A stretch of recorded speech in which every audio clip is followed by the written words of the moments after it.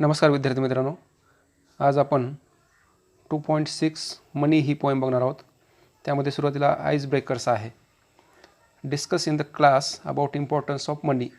मनीचं काय महत्त्व आहे हे वर्गामध्ये डिस्कस करायला सांगितलेलं आहे. बघा, त्याच्यामध्ये पहिल्यांदा काय सांगितलं की money is used as capital in business.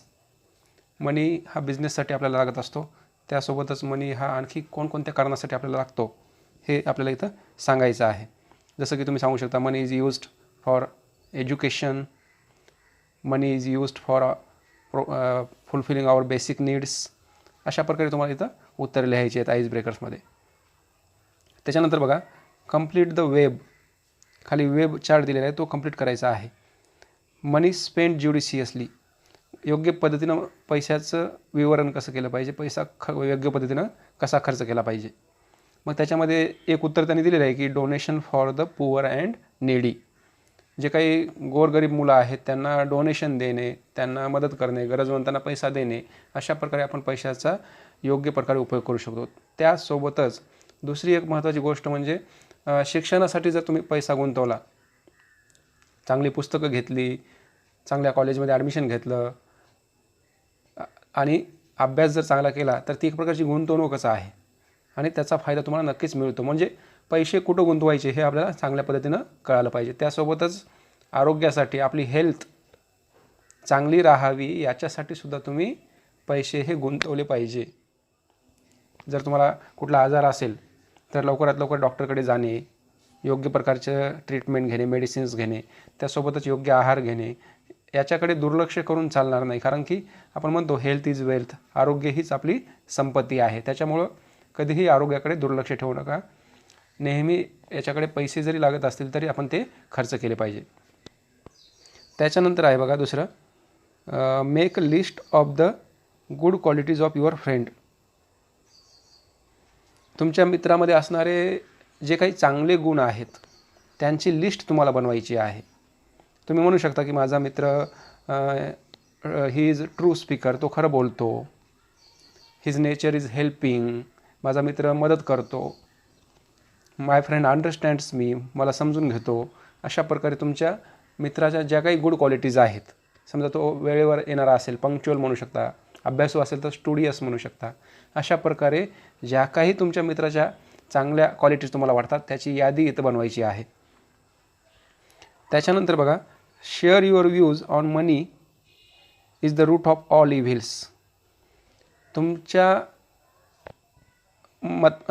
मताने तुम्हाला सांगायचं आहे की तुमचे व्ह्यूज तुम्हाला सांगायचे आहेत की सर्व जे काही वाईट घडतं त्याच्या मुळाशी पैसा असतो. Money is the root of all evils. आपल्या जगभरामध्ये आपण जे बघतो की वाईट घटना घडतात वगैरे, त्या सगळ्याच्या मुळाशी पैसाच असतो, पैसाच कारण असतं. याच्यावर आपले मतं आपल्याला मांडायचे आहेत. बरेचदा आपण बघतो की पैशामुळं भावाभावांमध्ये भांडणं झालेली आपण बघतो, भावा बहिणीमध्ये भांडणं झालेली आपण बघायला बघतो. म्हणजे प्रॉपर्टीवरून मोठ्या मोठ्या श्रीमंत लोकांमध्ये सुद्धा भांडणं होतात. म्हणजे पालक जोपर्यंत असतात तोपर्यंत ते व्यवस्थित एकत्र राहत असतात, परंतु नंतर पालक गेल्यानंतर मुलांचा डोळा त्या प्रॉपर्टीवर असतो आणि त्याच्यासाठी ते भांडणं करतात. म्हणजे सगळ्या वाईट गोष्टींचं जर मूळ कशात असेल तर ते आहे पैशांमध्ये. नंतर आहे बघा, do you lend money to your friend, give reasons. तुम्ही मित्राला पैसे उसने द्याल का? तिथं 2 कॉलम त्याने दिलेत. यस असेल तर यस म्हणा, नो असेल तर नो म्हणा आणि मग त्याची कारणं सांगा. हो, यस मी देईल कारण की तो गरजवंत आहे, त्याला शिकायचं आहे पण पैसा नाही म्हणून मी त्याला मदत करेल. नो असेल, समजा एखादा मित्र आपला असेल की तो पैसे घेतो पण तो योग्य कारणासाठी खर्च करत नाही आहे किंवा त्याला काहीतरी व्यसन आहे, अशा वेळेस तुम्ही त्या मित्राला मदत करणार नाही, तुम्ही त्याला पैसे लेंड करणार नाहीत. म्हणजे चुकीच्या कामासाठी तुम्ही कोणालाही मित्राला तुमचे पैसे लेंड करणार नाहीत, उसने देणार नाहीत. योग्य कारण असेल तर नक्कीच तुम्ही त्याला लेंड कराल, उसने द्याल. आणि त्यासोबतच दिलेले पैसे वेळेवर परत करणं ही सुद्धा खूप महत्त्वाची गोष्ट असते. आणि मग आपल्याला हे शोधता आलं पाहिजे की आपल्या मित्रामध्ये ती क्वालिटी आहे का की दिलेले पैसे तो वेळेवर परत करेल का परत करणार नाही, याच्यानुसार आपण तो पुढचा डिसिजन घेतला पाहिजे. नंतर पुढचं पेज काढा. आपल्याला कवी आहेत त्यांचा परिचय बघायचा बघा. William H Davis. He was born in 1871 and died in 1940. William H. Davis was a Welsh poet and writer. He spent a significant part of his life as a tramp or hobo in the United Kingdom and the United States. He became a peddler and street singer in England. After several years of wandering life, he published his first volume, The Soul's Destroyer and Other Poems. तर हे poet कवीसुद्धा आहेत आणि लेखकसुद्धा आहेत. United किंगडममध्ये त्यांचं वास्तव्य होतं.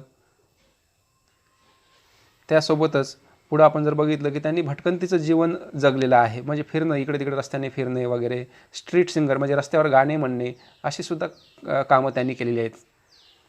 म्हणजे फार वाईट आयुष्य त्यांना जगावं लागलेलं आहे. म्हणजे पोटाची भूक म्हणतो आपण भागवण्यासाठी अनेक प्रकारची कष्ट घ्यावी लागतात. त्यातलाच हा प्रकार. आणि विल्यम एस डेव्हिस यांनासुद्धा हे रस्त्यावर गाणे म्हणणे, जसं की प्रवास करताना तुम्ही बघितलं असेल की ट्रेनमध्ये वगैरे काही भिकारी लोक येतात आणि गाणं म्हणून आपण आपल्यासमोर त्यांची कला सादर करतात किंवा त्यांचा आवाज चांगला असतो, पण त्यांना एवढे वाईट दिवस आलेले असतात की ते रस्त्यावर गाणं म्हणणे, बसमध्ये गाणे म्हणणे, ट्रेनमध्ये गाणं म्हणणे आणि काही थोडेफार पैसे कमावणं हे त्यांना करावं लागतं. तर असं सुद्धा काम या विल्यम एस डेव्हिसने केलेलं आहे. पण हा नंतर हा जो पोएट आहे नंतर मात्र जगप्रसिद्ध झालेला आहे त्यांच्या लिखाणामुळे. बघा त्यांचं पहिलं पुस्तक कोणतं आहे? The soul's destroyer and other poems. लक्षात ठेवा, the soul's destroyer and other poems हे त्यांचं पहिलं पुस्तक आहे. The poem tells us about the rich man who wants to be a poor man to find real happiness.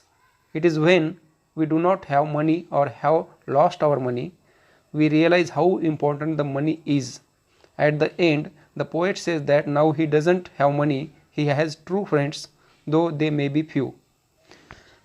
Sorry. आता या पोएममध्ये काय सांगितले बघा की एक श्रीमंत माणूस, त्याची गोष्ट आपल्याला याच्यात सांगितली आहे की काय झालं की श्रीमंत माणूस जो आहे की त्याला खरा आनंद, रियल हॅपीनेस शोधण्यासाठी त्याला गरीब व्हायचा आहे. कारण की त्याला कळालेलं आहे की त्याच्याकडे जेव्हा पैसा असतो तेव्हा त्याला खरा आनंद कळत नाही, म्हणून आपण गरीब झालं पाहिजे आणि मग खरा आनंद घेतला पाहिजे असं त्याला वाटतं. तर त्याच्याविषयीची ही पोएम. चला पोएम बघूया आपण आता. Money. When I had money oh I knew no joy till I went poor. जेव्हा माझ्याकडे पैसा होता जेव्हा माझ्याकडे पैसा होता, ते पैशाला उद्देशूनच बोलत आहे कवी की तेव्हा मला कुठलाही आनंद नव्हता. No joy. कधीपर्यंत माझ्याकडे जॉय नव्हता? जोपर्यंत मी गरीब झालो नाही, जोपर्यंत मी पुअर झालो नाही तोपर्यंत माझ्याकडे आनंद नव्हता. For many a false man as a friend came knocking all day at my door. त्याचं कारण त्यांनी सांगितले की अनेक खोटी माणसं, फॉल्स मॅन, ही मित्र म्हणून माझ्याकडे यायची, माझ्या दारावर नॉक करायची आणि माझ्याकडून पैशाची मदत, माझ्याकडून काही सल्लामसलत करणे, माझ्याशी चर्चा करणे, माझ्याशी ओळख वाढवणे, हे अशी खोटी मित्र अनेक माणसं मला भेटायची जेव्हा मी श्रीमंत होतो. असं होतं बरेचदा की आपण बघतो की आपल्या शेजारी किंवा आपल्या गावामध्ये सुद्धा एखादी प्रतिष्ठित व्यक्ती असेल, श्रीमंत व्यक्ती असेल, तर त्यांच्या भोवती लोकांचा गराडा असतो. त्यांच्या भोवती नेहमी समूह गर्दी बघायला मिळते. काय कारण असतं की त्यांना, त्या लोकांना त्या व्यक्तीकडून काहीतरी बेनिफिट, काहीतरी फायदा मिळेल अशी अपेक्षा असते. त्यांना वाटतं की हा श्रीमंत व्यक्ती आपल्याला काही पैशाची मदत करेल किंवा काही आपल्याला कुठेतरी नोकरीला लावेल किंवा यांच्या ओळखीने आपलं काहीतरी एखादा व्यवसाय आपला सुरू करता येईल. अशा स्वार्थासाठी अनेक लोक अशा लोकांच्या सहवासात येत असतात, त्यांच्या भेटीगाठी घेत असतात. एखादा आमदार असो, खासदार असो किंवा मंत्री असो, आपण बघतो की त्यांच्या भोवती लोकांचा गराडा होतो, कारण की त्यांच्या ओळखीचा फायदा घेऊन. पण हे सगळे जे गराडा करणारे लोक आहेत हे खरे मित्र नसतात त्यांचे. जोपर्यंत त्यांच्याकडे सत्ता असते तोपर्यंत मान देणारे हे लोक असतात. एकदा का सत्ता गेली आणि त्यांच्याकडची संपत्ती गेली की त्यांना कोणीही विचारत नाही. पुढचा स्टांजा बघूया. Then felt I like a child that holds a trumpet that he must not blow because the man is dead. I dared not speak to let this false word know. मग आता तेव्हाची गोष्ट त्यानं सांगितली की then felt I like a child that holds a trumpet that he must not blow. एखादा मुलगा असावा लहान आणि त्याच्याकडे ट्रम्पेट आहे, म्हणजे एक म्युझिकल इन्स्ट्रुमेंट आहे त्याच्याकडे. आता आपल्याला माहीत आहे की लहान मुलाकडे म्युझिकल इन्स्ट्रुमेंट आलं म्हणजे तो वाजवणार, गोंधळ करणार, आनंद घेणार त्याचा. पण त्याला ते वाजवायचं नाही, कारण की घटना काय घडलेली असेल की समजा शेजारी एखादा व्यक्ती डेड झाला आहे, मृत्यू झाला आहे एखाद्या व्यक्तीचा, आणि मग त्याला तिथं म्हणता येत नाही, गाणं म्हणता येत नाही, वाजवता येत नाही. अशीच परिस्थिती श्रीमंत माणसाची असते. त्यांच्याकडे पैसा असतो पण आनंद नसतो. त्यांच्याकडे लोक असतात, गर्दी असते, पण त्यांच्या जीवाभावाची माणसं फार कमी असतात. आणि म्हणूनच मला या खोट्या जगामध्ये अजून जगायचं नाही आहे. I dared not speak to let this false word know. आणि मला अशा प्रकारे या खोट्या लोकांची संगत नको. मला खरा आनंद, रिअल हॅपीनेस मला पाहिजे आहे. A trumpet that he must not blow because a man is dead. I dare not speak to let this false word know. या फॉल्स वर्डचा मला कंटाळा आलेला आहे. या जगामध्ये मी आता रमत नाही आहे, आणि म्हणूनच मला खरा आनंद घ्यायचा आहे. Much have I thought of life and seen how poor men's hearts are ever light, and how their wives do hum like bees about their work from morn till night. आता गरीब व्यक्तींची कहाणी, दर्दभरी कहाणी त्यांनी सांगितलेली आहे. कवी काय म्हणतायत बघा, मी खूप जीवनाचा विचार केला.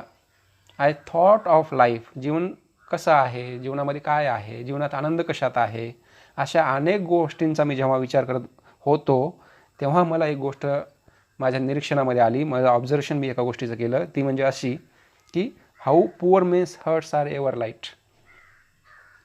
गरीब व्यक्ती जे असतात त्यांचं मन किती हलकं असतं, ते किती आनंदी असतात. जीवनाचा खरा आनंद त्यांना कसा घेता येतो, म्हणजे कुठल्याही प्रकारचं मनावर ओझं नसतं. हे मी बघितलेलं आहे, हे मी अनुभवलेलं आहे, असं कवी म्हणतो. आणि पुढं जाऊन पण त्यांच्याही जीवनामध्ये एक थोडंसं विनोदी भाग म्हणून कवी म्हणतो की एक गोष्ट मात्र फार असते की त्यांच्या बायका त्या काय करतात, their wives do hum like bees. त्यांच्या बायका मात्र जसं एखादी मधमाशी गुणगुण गुणगुण गुणगुण करत राहते, तसं त्यांची एक नेहमी बायकांची गुणगुण असते. नवऱ्याच्या बाजूला, नवऱ्याच्या कानाजवळ काय गुणगुण असते की about their work from morn till night. म्हणजे त्यांना नेहमी काहीतरी मागायचं असतं आपल्या नवऱ्याला, नेहमी त्यांना काहीतरी नवीन गोष्ट हवी असते. जरी तो हजबंड दिवस रात्र काम करत असला तरी त्यांचं काही मन समाधान होत नाही. आणि म्हणून ह्या सगळ्या गोष्टीचा विचार करता कवीला सुद्धा वाटतं की आपण श्रीमंत होण्यापेक्षा आपण गरीब असलेलं कधीही चांगलं आहे. पुढचा स्टांजा बघा. त्या स्टांजामध्ये काय सांगितले बघा. So when I hear those poor ones laugh and see the rich ones coldly frown, poor men think I need not go up so much as rich men should come down. मग आता गरिबांविषयी आणि श्रीमंतांविषयी दोघांविषयी मी जेव्हा विचार केला तेव्हा माझ्या एक गोष्ट लक्षात आली. जेव्हा मी बघतो की these poor ones laugh, आनंदानं जीवन जगतायत, जीवनाचा आनंद घेता येत आहे गरीब माणसं, आणि श्रीमंत माणसं मात्र त्यांच्याकडे काहीतरी नेहमीच दुःख बघायला मिळतं, काहीतरी टेन्शन त्यांच्याकडे बघायला मिळतं.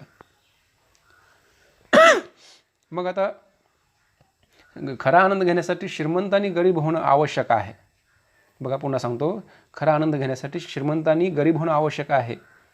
पण दुसरीकडे याच्या वाईस वर्सा, याच्या विरुद्ध गरिबांनी मात्र श्रीमंत होण्याची अजिबात आवश्यकता नाही, कारण की श्रीमंत होऊन काही आनंद मिळणार नाही. श्रीमंतीचे अनुभव फार वाईट आहेत, आणि म्हणून कधीही चुकूनही एखाद्या गरिबांना असा प्रयत्न करू नका की दुसऱ्याकडे बघून की तो श्रीमंत आहे म्हणजे तो आनंदी असेल, मलाही श्रीमंत झालं पाहिजे, असा विचार कधीही करू नका. आणि पण श्रीमंतांनी मात्र एक दिवस नक्कीच गरिबांसारखं जगून बघितलं पाहिजे आणि खरा आनंद घेतला पाहिजे. When I had money, oh, my many friends proved all untrue. But now I have no money, oh, my friends are real, though very few. जेव्हा माझ्याकडे पैसा होता बघा आता पहिला जो स्टांजा होता त्याच प्रकारची इथं शेवटचा जो स्टांजा आहे त्याच्यामध्ये सुरुवात केलेली आहे की when I had money money O